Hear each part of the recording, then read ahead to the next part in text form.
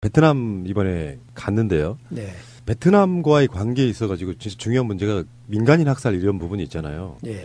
저는 어렸을 때도 그 당시에 우리 윤리 선생님 하시던 분이 이런 얘기를 해줬어요. 학교 다닐 때.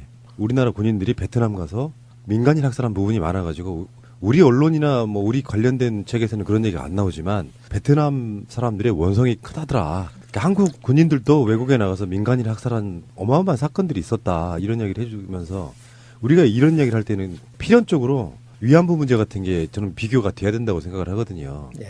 일본이 전 세계적으로 지탄을 받는 게 반성하지 않는 거지 않습니까? 이명박 씨처럼. 마찬가지로 베트남 양민 학살에 대해서는 지금까지 반성을 안 하다가 김대중 노무현 대통령도 여러 가지로 이렇게 사과의 뜻을 표했었거든요.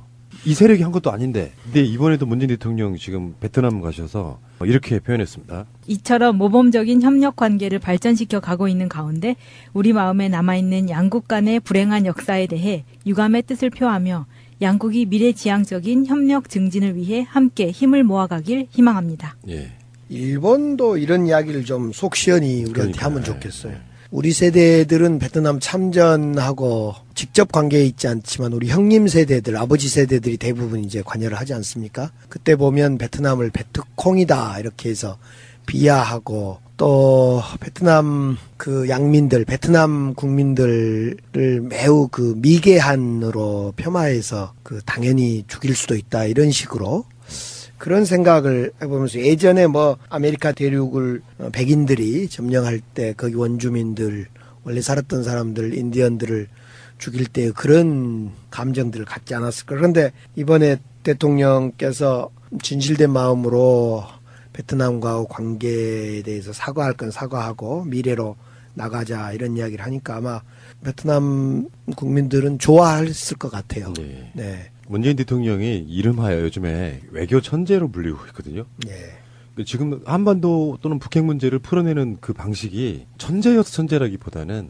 정석으로 풀고 있는 것이 결론적으로 좋은 결과가 나오더라 이런 거거든요. 네. 진심으로 대하고 그리고 이것들을 순리대로 풀기 시작하는 네. 외교 천재처럼 보일 정도로 워낙 풀기 힘든 문제였기 때문에 베트남이나 미얀마나 이런 데는 앞으로 우리 한국 기업 입장에서도 뭐 그동안도 예, 그랬지만 더 많이 그 시장 진출을 해야 되고 그래서 관계를 정상화시키고 잘 해내는 것은 매우 중요할 것 같아요. 네. 시장이 뭐 중국, 인도라든지 예. 말고 이제 떠오르고 있는 시장이 이제 동남아시아 쪽, 아세안 이런 쪽이라고 보거든요. 네. 우리나라 국민들이 별로 관심 없을 때에도 이런 쪽에 가서 이제 하나씩 초석을 다져 놓는 거죠. 네. 그런 시장들이 아직 굉장히 많이 열려 있고요. 인구가 굉장히 많은 쪽입니다. 인도네시아라든지 베트남이라든지 이쪽이 인구가 뭐 중국이나 인도에 비할 바는 아닌데 그쪽 아세안으로 묶어놓으면요. 수억 정도의 인구를 갖고 있는 그런 신세계라고 좀 보면 맞을 것 같아요. 예. 특히 이제 이번에 대통령이 베트남에 가서 박항서 우리 감독, 축구 감독, 예. 그 시축도 하고 축구, 그래서 더 박수를 많이 받고 이번 박항서 감독이 베트남 국가대표 게임에서 2위까지 갔던 거 아닙니까? 예. 그래서 더 아마 베트남 국민들이 좋아했을 것 같아요. 예. 어쨌든 베트남은 사실은 미국이 진전쟁이거든요. 예. 베트남 전에 참전해가지고 결국 미국이 진전쟁인데 그리고 나서 공산화가 된 뒤에 나중에 이제 다시 이렇게 열리는 어떤 과정 속에 한국에서의 이런 김대중 노무현 문재인 대통령의 연이은 사과들이 그쪽 국민들 입장에서는 양민이 학살당하잖아요. 그러면 적개심을 갖게 되거든요. 반한 감정 같은 게 있어요. 심한 게 좀 있었다 그러는데 진정 어린 사과, 꼭 그게 뭐 시장을 열기 위해서라기보다는 역사적으로 청산을 시켜놓고 나면 국민들 마음은 풀리는 거죠. 베트남 다녀오셨습니까? 예, 다녀왔죠. 호지민 생가도 좀 예, 갔다 보시고. 왔죠. 예. 네. 이런 뜬금없는 질문. 베트남 국민들은 진짜 호지민에 대해서 네. 친근하게 느끼고 호 아저씨라고 할 정도로 지도자로 느끼고 그런 것 같은데 저도 예전에 대학생 시절 때는 베트남 이야기를 다룬 황석영의 무기의 그늘 뭐 이런 책을 통해서 베트남과 베트남 전쟁과 또 뭐 이런 이야기를 많이 접할 수 있었던 것인데 한 베트남 간에 이제 좀 더 내밀한 역사 이야기가 좀 오고 갈 필요가 있을 것 같아요. 베트남이 우리 한국하고 분단 상황도 비슷하고 우리는 38선인데 거기는 17도선이던가 18도선인가 비슷하고 그런 역사적 배경도 좀 비슷하고 그래서 참 공감이 많이 되는 두 나라인 것 같아요. 알겠습니다. 문재인 대통령 외국에서 열심히 하고 다시 돌아오시기 바라겠습니다. 한국이 미국 철강의 관세 대상국에서 지금 일단은 제외가 됐거든요. 예. 근데 한국만 그런 건 아니고요. 한국, EU, 아르헨티나, 호주, 브라질, 캐나다, 멕시코 이렇게. 일단 이제 미국이 보호무역주의를 채택하면서 트럼프가 아무튼 자국의 노동자와 일자리를 지키겠다는 이유로 해서 자동차 분야, 철강 분야 여러 분야에서 이 관세를 세게 매기기 시작했죠. 철강 관세 특히 이제 시작했는데 일단은 우리 대한민국의 노력도 더해져서 4월 말까지 유예가 되고 다시 재논의할 수 있다는 점에서 저는 크게 참 박수를 보냅니다. 다만 이 미국 입장에서 이 재논의를 하는 목적이 뭘까? 이건 순전히 한미 FTA에서 특히 자동차 협상에서 유리한 협상으로 가져가기 위해서 하는 것 아니냐. 그러니까 철강 부문에 강한 태클을 걸었다가 철강 부문을 좀 풀어주는 채 하면서 실제로 한미 FTA의 자동차 분야의 이 협상을, 재협상을 유리하게 가져가려고 밑밥을 줬다 던졌다 하는 점에서 좀 씁쓸한 거죠. 그러나 어떻든 우리가 더 노력해서 철강 부분도 관세, 적정한 관세가 매겨졌으면 좋겠고, 더더욱 이제 한미 FTA 과정에 협정이, 재협정이 잘 됐으면 좋겠다 싶어요. 네, 맞습니다. 결국은 한미 FTA의 재협상에 있어가지고 여러 가지 전략 중에 하나라고 보는데, 어쨌건 간에 저는 이런 관점도 있다고 보거든요. 트럼프 입장에서는 한국이 굉장히 중요한 나라가 됐어요. 본인 입장에서. 지금 아베하고요. 트럼프가 내부적으로는 어마어마한 위기에 쌓여 있는데 그걸 문재인 대통령이 풀어줄 위치에 지금 키를 갖고 있는 거에 좀 가까워서 아베도 내부적으로 지금 굉장히 어마어마한 위기지 않습니까? 네. 그 위기를 북한과의 문제로 풀어내려고 한다. 한국에서 반미 감정 같은 게 생기면 안 되는 상황이에요. 트럼프 입장에서도. 여기 뭐 EU나 아르헨티나나 호주, 브라질 등등이 속해 있다고는 하지만 그래도 눈치는 보고 있다는 게 일단 보여지는 측면입니다. 그리고 원래 철강 관련한 거는 타겟이 한국이 아니고요. 원래는 중국이라고 보는 게 맞죠. 중국은 그대로 관세를 하는 거고요. 우리 한국과 EU 이런 데는 이제 유예를 시켰는데 아무튼 유예 과정에 저는 아무튼 한미 FTA 협정 과정에 제가 국회의원 초선이었는데 그때도 조금 불만이긴 했어요.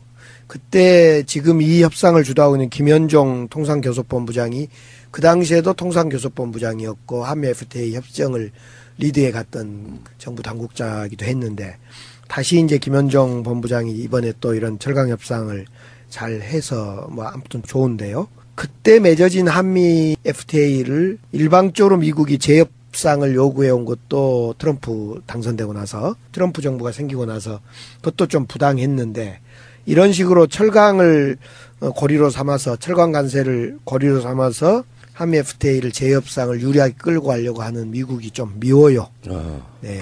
이명박 구속 이후의 이슈는 사실은 개헌이라고 보고 다음 주 월요일이면 개헌이 발의가 된다고 하니까 대통령 발의 개헌이 그러면 이제 그 개헌 이슈로 좀 끌고 가고 이명박 씨 관련한 이제 구속 이후의 어떤 이슈가 좀 있을 것 같고 이 과정 속에 4월 달이 됩니다. 4월 달이 되면은 바로 그 달에 있을 남북 정상회담이 있을 것 같고 그 다음 달에 북미 정상회담 사이에 남북미 정상회담이 있을 가능성도 있다 이런 식이거든요. 그러니까 정치권의 일정이 지방선거 때까지 픽 이슈들로 그냥 이렇게 꽉 채워지게 되는 그런 상태라고 보면 되는데 저는 한미 간의 철강 관세 문제가 잘 풀렸고 앞으로도 잘 풀리길 바란 것인데요. 이거 외교의 문제이기도 하지만 경제의 문제이기도 하고 그래서 외교나 정치 일정은 이렇게 잘 술술 잘 풀려가는데 이제 경제 분야에서 철강 관세 문제가 풀리듯이 경제 영역에서 잘 좀 풀려서 지금 저 야당이나 이런 데서는 발목 잡기 할 수 있는 데가 없어요. 뭐 다 잘해버리니까. 그런 점에서 경제 영역에서도 좋은 성과가 문재인 정부에서 나와주면 좋겠다. 이런 생각입니다. 자, 어쨌든 세상은 사필 규정으로 돌아가고요. 결국에는 정의가 승리한다는 거를 이명박 씨가 입증해준 이런 케이스라고 봐요. 권력은 무한하지 않다. 화무십일용, 권불십년. 이게 상징적으로 드러난 거고요. 재판으로는 대법원에 판례가 남듯이 역사적으로는 이런 사례가 남습니다. 사실은 김대중 노무현 대통령 때 국정원 특활비라든지 당선 축하금 같은 것들을 받지 않으면서 실제로 깨끗한 정권을 유지하기 노력했던 게 사실이에요. 일부 약간의 잡음이 있었지만. 그 역사를 다시 역진시켰던 바로 그 인물이고요. 심지어는 다른 방송에서 다루겠습니다만 노무현 대통령을 봉화 내려가자마자 사찰하기 시작하는 그 부도덕함도 보이는 거고요. 그런 것들이 결국에는 이명박의 이런 험한 꼴로 사실은 이명박 씨 어제 본인의 자택에서 차에 타는 순간 외부에서 보일 수 있는 마지막 모습이라고 생각합니다. 한 20, 30년 지나서 지병 같은 게 있어서 도저히 감옥 생활을 못할 정도가 아니라 그러면 사실상 나오기 힘들다고 봅니다. 물론 단서가 하나 있어요. 정권이 바뀌지 않아야 되죠. 정권이 바뀌면 사면해 줄 수밖에 없거든요. 그러니까 저들의 전략은 문재인 대통령 이후에 정권을 되찾아서 박근혜, 이명박 사면한다. 저는 그렇게 보거든요. 38년 후에 본다 이거죠? 그렇죠. 그때 내가 살아있을까 싶어. 네, 아무튼 역대 대통령이 줄줄이 구속되는 아픔입니다만 적폐청산의 과정이고 문제는 이런 것을 예전 같으면 막 정치 보복이다, 구속돼서는 안 된다 이런 여론도 있을 법한데 전혀 그런 여론이 없이 적폐청산에 박수 보내주고 그런 점에 대해서 참 우리 문재인 정부가 잘해 나가고 있다 싶어요. 국민들이 더 놀라웠다고 저는 봐요. 네, 국민들이 그렇죠. 안 속아 넘어가는 거죠. 옛날 같으면 막 여론 조작해서 뭐 구속하면 안 된다. 2명의 대통령을 어떻게 구속하냐. 막 이런 이야기가 나올 법한데 전혀 그런 건 없잖아요. 예. 세트로 구속되는 게 저쪽에 이제 전통이 되겠어요, 이제 앞으로. 전두환도 돼요? 이명박근혜. 있지 않았을까. 그런데 이번에 대통령께서 진실된 마음으로 베트남과 관계에 대해서 사과할 건 사과하고 미래로 나가자 이런 이야기를 하니까 아마 베트남 국민들은 좋아했을 것 같아요. 네. 네. 문재인 대통령이 이름하여 요즘에 외교 천재로 불리고 있거든요. 네. 지금 한반도 또는 북핵 문제를 풀어내는 그 방식이 천재여서 천재라기보다는 정석으로 풀고 있는 것이 결론적으로 좋은 결과가 나오더라 이런 거거든요. 네.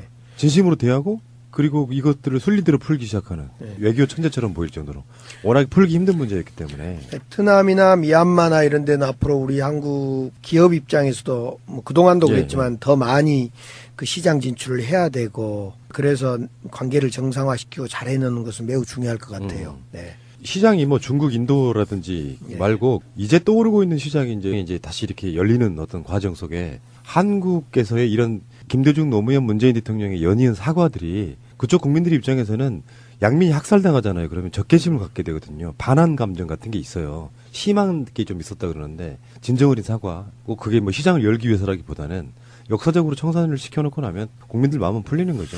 베트남 다녀오셨습니까? 예, 다녀왔죠. 호지민 생가도 좀 예, 갔다 보시고. 왔죠. 예. 네. 이런 그- 뜬금없는 질문. 베트남 국민들은 진짜 호지민에 대해서 네. 친근하게 느끼고 호 아저씨라고 할 정도로 지도자로 느끼고 그런 것 같은데 저도 예전에 대학생 시절 때는 베트남 이야기를 다룬 황석영의 무기의 그늘 뭐 이런 책을 통해서 베트남과 베트남 전쟁과 또 뭐 이런 이야기를 많이 접할 수 있었던 것인데 한 베트남 간에 이제 베트남 이번에 갔는데요. 네, 베트남과의 관계에 있어가지고 진짜 중요한 문제가 민간인 학살 이런 부분이 있잖아요. 예, 저는 어렸을 때도 그 당시에 우리 윤리 선생님 하시던 분이 이런 얘기를 해줬어요. 학교 다닐 때. 우리나라 군인들이 베트남 가서 민간인 학살한 부분이 많아가지고 우리 언론이나 뭐 우리 관련된 책에서는 그런 얘기가 안 나오지만 베트남 사람들의 원성이 크다더라. 그러니까 한국 군인들도 외국에 나가서 민간인 학살한 어마어마한 사건들이 있었다. 이런 얘기를 해주면서 우리가 이런 얘기를 할 때는 필연적으로 위안부 문제 같은 게 저는 비교가 돼야 된다고 생각을 하거든요. 예, 일본이 전 세계적으로 지탄을 받는 게 반성하지 않는 거지 않습니까? 이명박 씨처럼. 마찬가지로 베트남 양민 학살에 대해서는 지금까지 반성을 안 하다가 김대중 노무현 대통령도 여러 가지로 이렇게 사과의 뜻을 표했었거든요. 이 세력이 한 것도 아닌데. 근데 이번에도 문재인 대통령 지금 베트남 가셔서 이렇게 표현했습니다. 이처럼 모범적인 협력 관계를 발전시켜 가고 있는 가운데 우리 마음에 남아있는 양국 간의 불행한 역사에 대해 유감의 뜻을 표하며 양국이 미래지향적인 협력 증진을 위해 함께 힘을 모아가길 희망합니다. 예. 일본도 이런 이야기를 좀 속 시원히 우리한테 그러니까요. 하면 좋겠어요.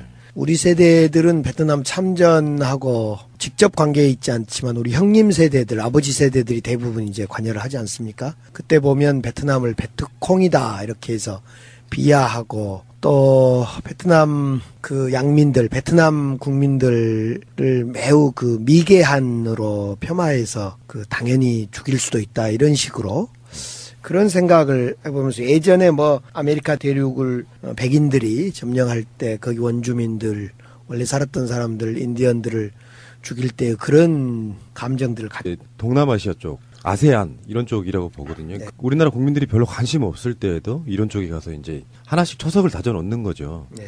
그런 시장들이 아직 굉장히 많이 열려 있고요. 인구가 굉장히 많은 쪽입니다. 인도네시아라든지 베트남이라든지 이쪽이 인구가 뭐 중국이나 인도에 비할 바는 아닌데 그쪽 아세안으로 묶어놓으면요. 수억 정도의 인구를 갖고 있는 그런 신세계라고 좀 보면 맞을 것 같아요. 예. 특히 이제 이번에 대통령이 베트남에 가서 박항서 우리 감독, 축구 감독, 예.